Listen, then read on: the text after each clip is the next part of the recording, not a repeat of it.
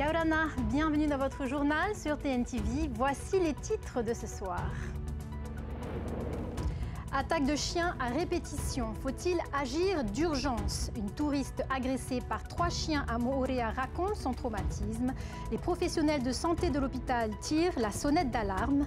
Un drame qui pose à nouveau la question de la réglementation animale. Nous verrons ce que dit la loi avec Sophie Guébel. Le Fénois dans la course spatiale. Une station de surveillance de la société Look Up Space s'installe à Papeete. Pourquoi? Une question que nous poserons à notre invité de ce soir, Michel Friedling, cofondateur et CEO de la société Look Up Space. Enfin, nous irons aux Marquises pour découvrir comment créer l'exception avec de l'ordinaire grâce à la noix de coco verte.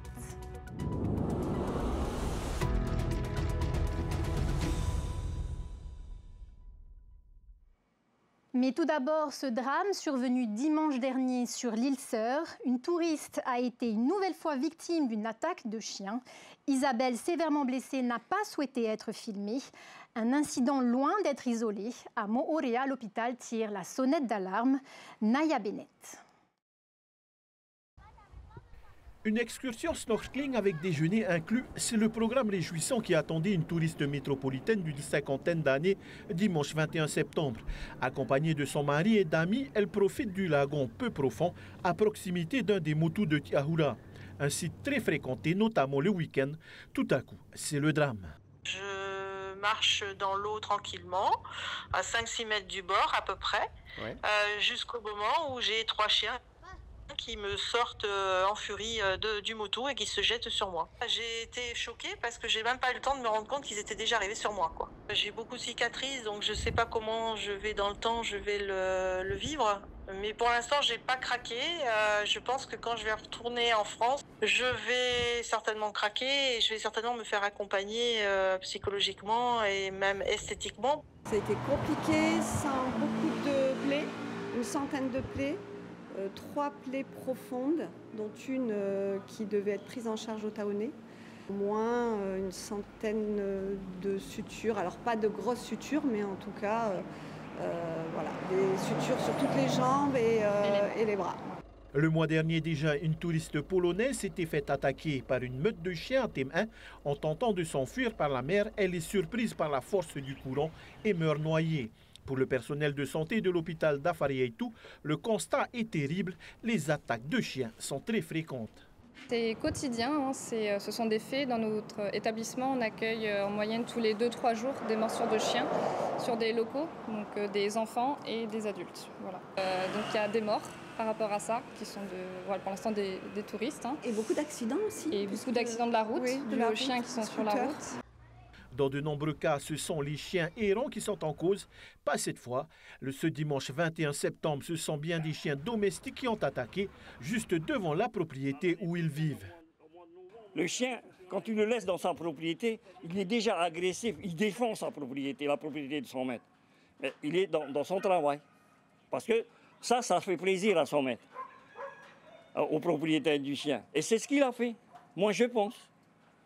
Par méconnaissance, le chien, il a mordu, mais sans savoir qu'il est dans l'erreur. C'est chez lui, pour lui. Mais parce qu'il ne sait pas la limite de son domaine, on ne lui a pas montré. Où il doit s'arrêter, où il doit mordre. C'est un problème d'éducation. C'est d'éducation. Aujourd'hui, les associations canines et les dresseurs en appellent à la responsabilité des propriétaires. Et cette nouvelle attaque de chiens remet la réglementation au cœur des débats. Que prévoit-elle exactement? Est-elle efficace? C'est avec vous, Sophie Guébel, que l'on va tenter d'y voir plus clair. Yaurana?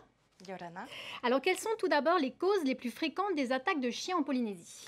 Alors il y en a 3 principalement, Veimiti, on va donc les énumérer. La première est donc la plus prégnante au Fénois, c'est la divagation donc de chiens hors de leur propriété. On le voit souvent en bord de route, mais aussi comme ce drame à Moorea en bord de mer. La deuxième problématique, eh bien, ce sont les jardins qui sont souvent mal clôturés.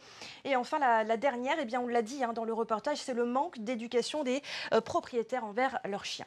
Ces chiens laissés en liberté sont-ils tous des chiens dits dangereux? Alors ce qu'il faut savoir aujourd'hui, eh bien, c'est que si les chiens catégorisés sont par défaut considérés comme dangereux, eh bien, un chien dangereux n'est pas forcément un chien catégorisé. Alors je m'explique. Aujourd'hui, il y a deux catégories de chiens. Les chiens dits d'attaque, donc de première catégorie comme les pitbulls, et les chiens dits de garde et de défense comme les rottweilers. Il y a aussi, il ne faut pas l'oublier, les chiens dits non catégorisés. Ce sont donc les autres animaux sans pédigré issus de croisements. Alors s'ils ont l'air très mignons comme sur la photo, eh bien certains peuvent aussi potentiellement être dangereux. Pourquoi? Eh bien parce que les chiens croisés peuvent hériter de caractéristiques physiques et comportementales de chacun de leurs parents.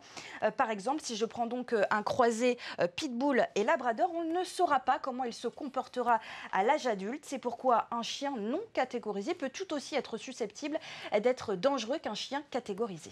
Et les dommages causés par un animal sont susceptibles de mettre en cause la responsabilité de son propriétaire.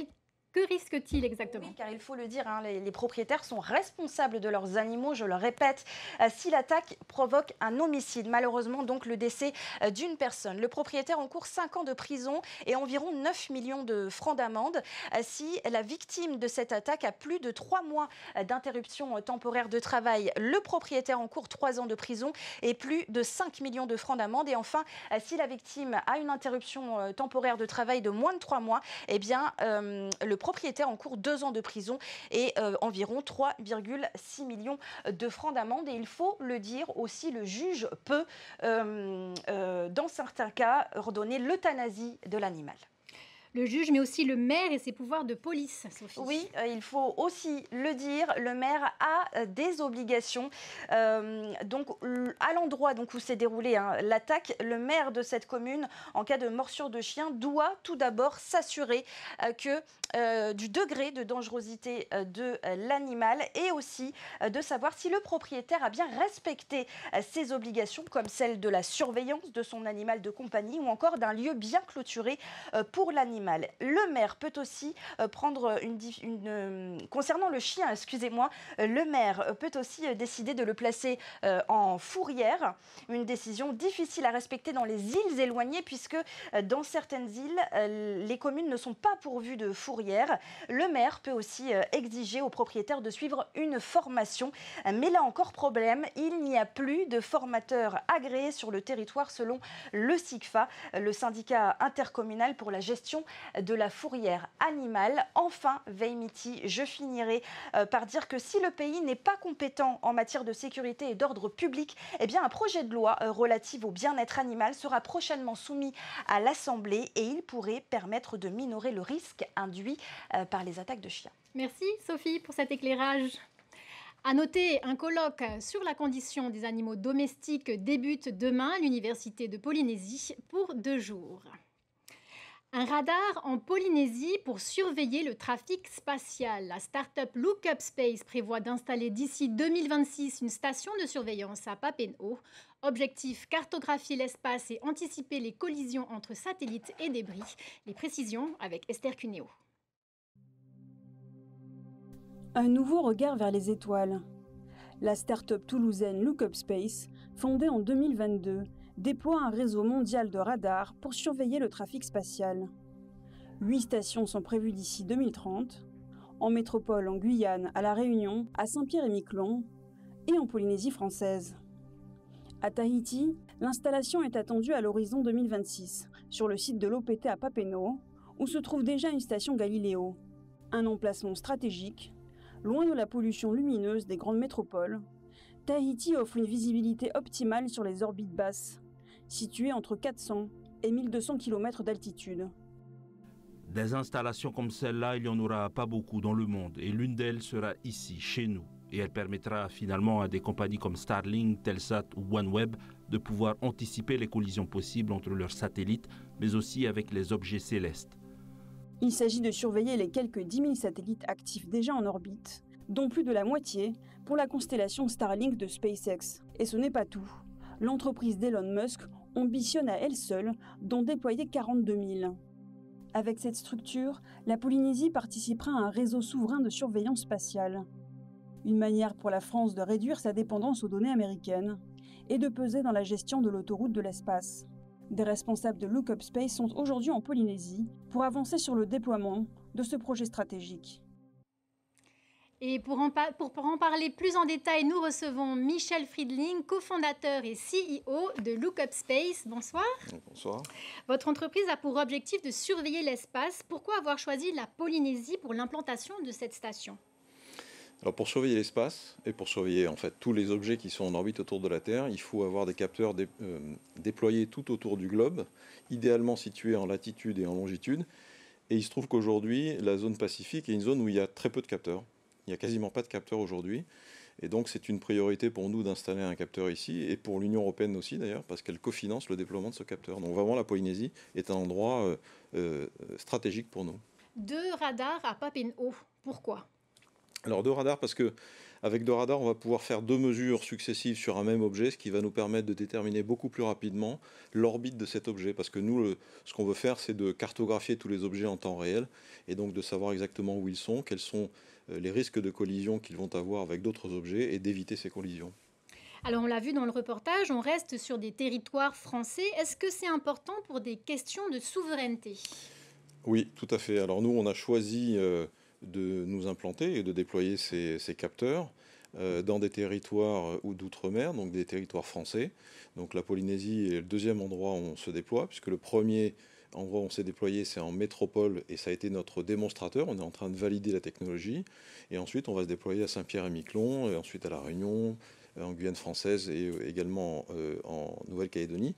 Donc c'est important parce que dans notre ADN, il y a cette question de souveraineté. Qu'est-ce que c'est la souveraineté ? En réalité, c'est ne pas dépendre d'une puissance étrangère pour ce qu'on veut faire. Et en l'occurrence, c'est comprendre ce qui se passe dans l'espace. Alors comment fonctionne ce radar ? Alors c'est un principe très simple, c'est le principe d'une onde radar, c'est-à-dire qu'on envoie une onde électromagnétique vers le ciel, vers l'espace. Donc c'est un faisceau vertical, donc ça n'arrose pas du tout sur les côtés, donc il n'y a absolument aucun danger pour les populations.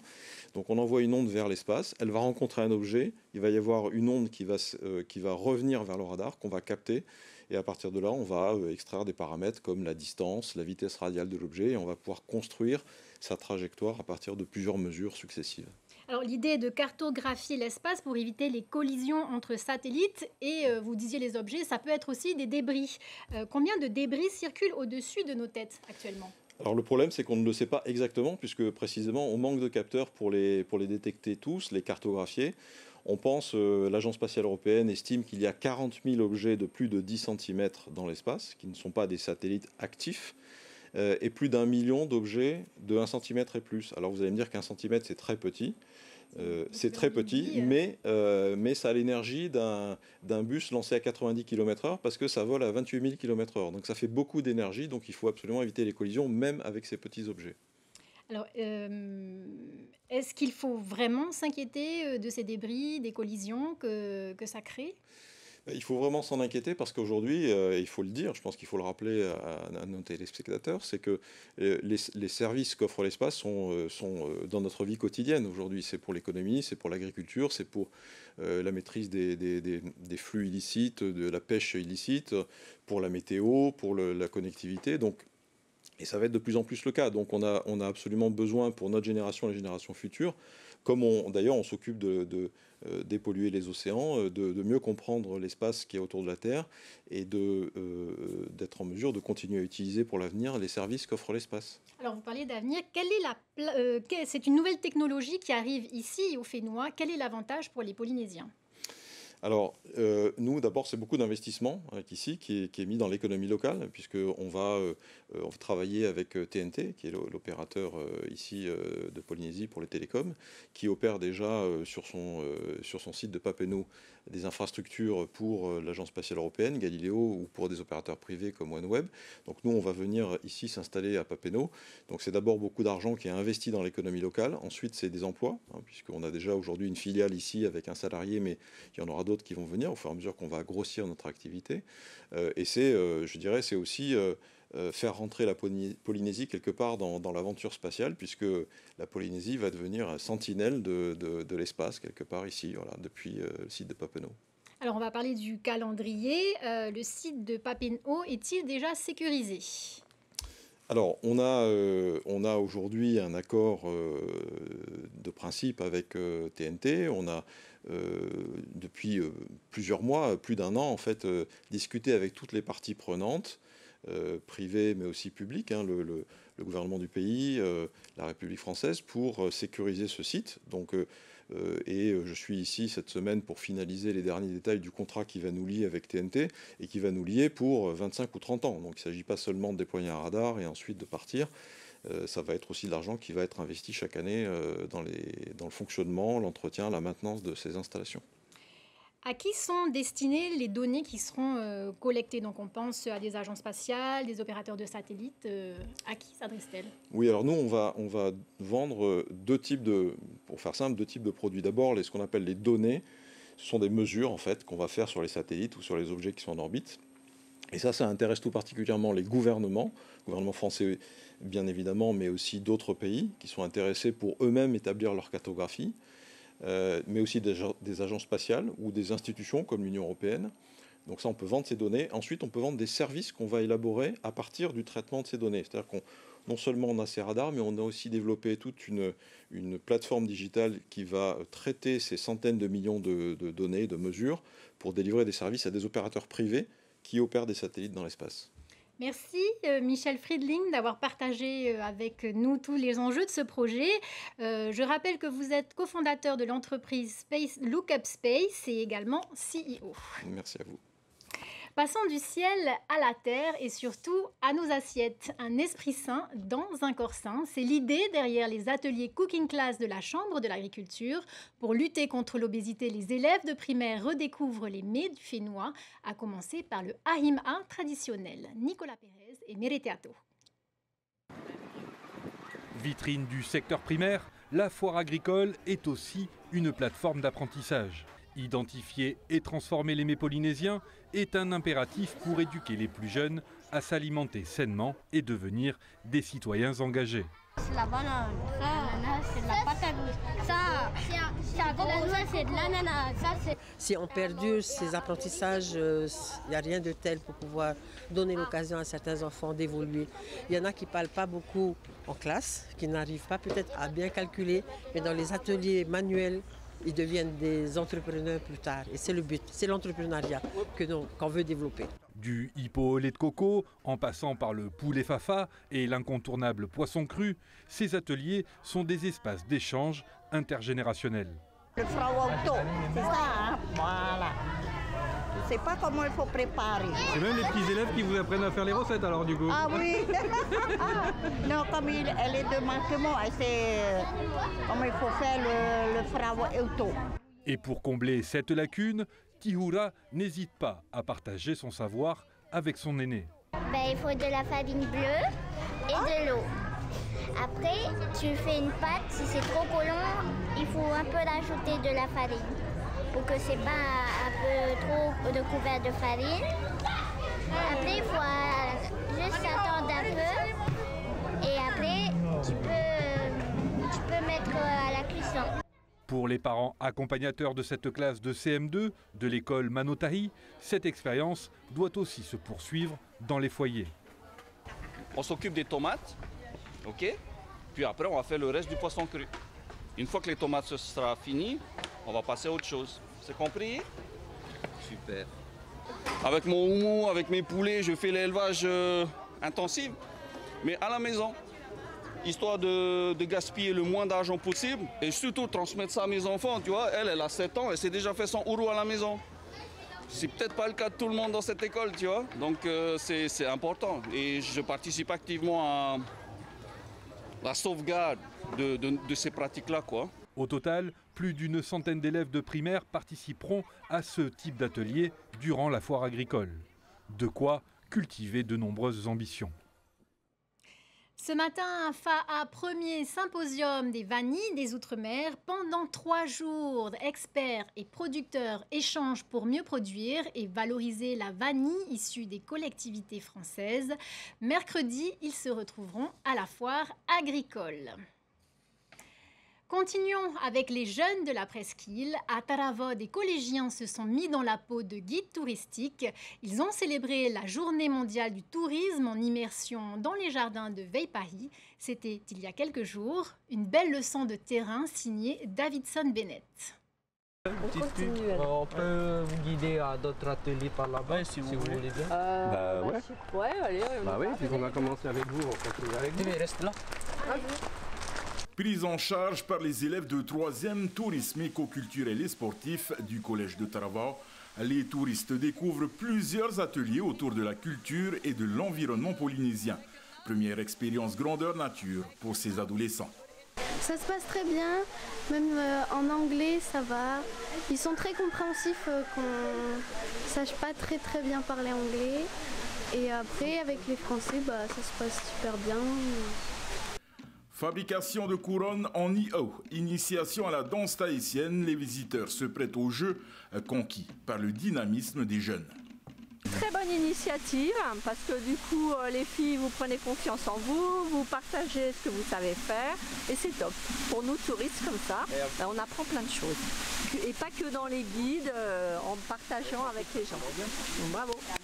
C'est incroyable, ces jeunes femmes sont fantastiques, c'est super cool. Le savoir-faire et la manière de pratiquer la langue, c'est vraiment super, j'ai vraiment apprécié. Le projet est aussi pédagogique. Les enseignants ont noué des partenariats avec le lycée agricole John Doom et des entreprises locales. Objectif, valoriser les produits du terroir. L'idée aujourd'hui, c'est de promouvoir notre culture, promouvoir les produits locaux et surtout mettre en valeur le travail de nos élèves. La dégustation de fruits secs, pâtes de fruits et gâteaux à la farine de ourou ou de manioc vient clôturer la visite guidée. Les touristes repartent ravis et le livre d'or servira d'évaluation pour ces collégiens déjà fiers de leur première immersion dans le monde du tourisme.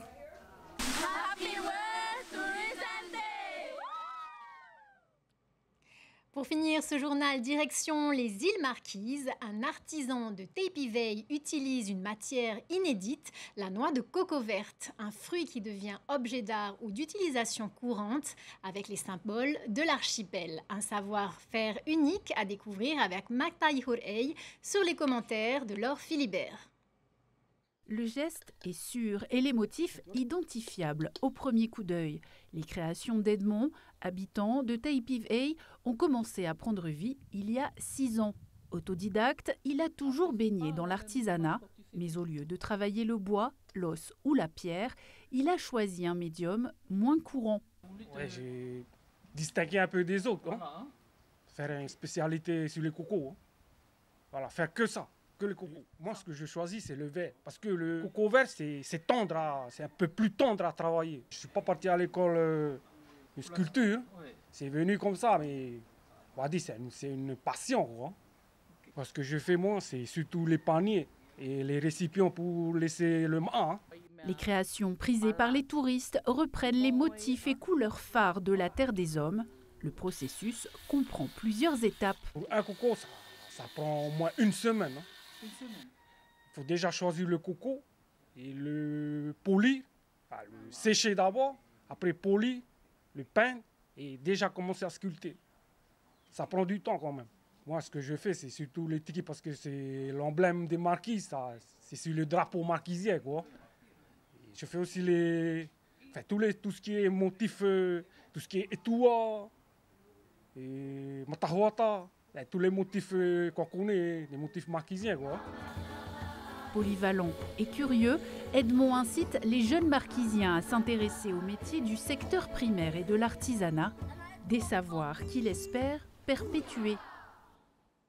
C'est la fin de votre journal. Merci de nous avoir suivis. Dans un instant, votre série Nos différences, suivie de 2 épisodes de House of Cards.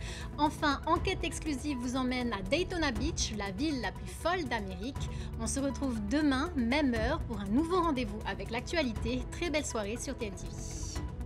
Retrouvez ce journal en replay sur notre site internet et notre application mobile TNTV.